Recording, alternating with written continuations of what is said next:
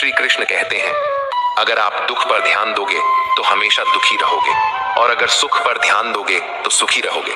जिस चीज पर आप ध्यान केंद्रित करते हो वही चीज आपके जीवन में सक्रिय होकर प्रवेश करती है। यही कुदरत का नियम है। जो कुछ दिल से दिया जाता है वह हाथ से नहीं, और जो कुछ मन से कहा जाता है वह शब्दों से नहीं। चिंता मत करो, क्योंकि जिसने तुम्हें इस दुनिया में भेजा है उसे तुम्हारी चिंता आपसे भी ज्यादा है। संबंधों को समय की नहीं, समझ की जरूरत होती है। श्री कृष्ण कहते हैं, तुम इस संसार में किसी को खोने के डर से जी रहे हो, जबकि इस संसार में तुम्हारा कुछ भी स्थायी नहीं है। चिंता छोड़ो और परमेश्वर पर विश्वास रखो, क्योंकि वह आपकी हर परेशानी से बड़ा है।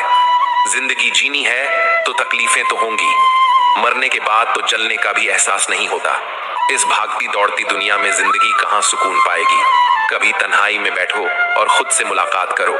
इंसान अपना बुरा वक्त तो भूल जाता है, लेकिन बुरे वक्त में किए गए बुरे व्यवहार को कभी नहीं भूलता। अच्छे विचारों में इतने व्यस्त हो जाओ कि गलत विचार आपके पास भी ना आए। हमेशा लोगों के काम आते रहो, क्योंकि कुदरत का नियम है कि जिस कुएं से लोग पानी पीते हैं वह कभी सूखता नहीं।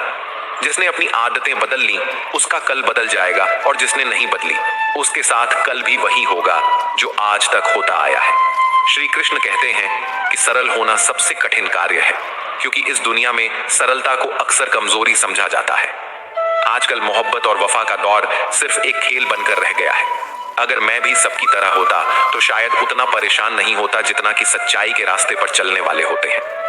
जिंदगी किसी के बिना नहीं रुकती, पर उस इंसान की खाली जगह कभी भरी नहीं जा सकती जो लोग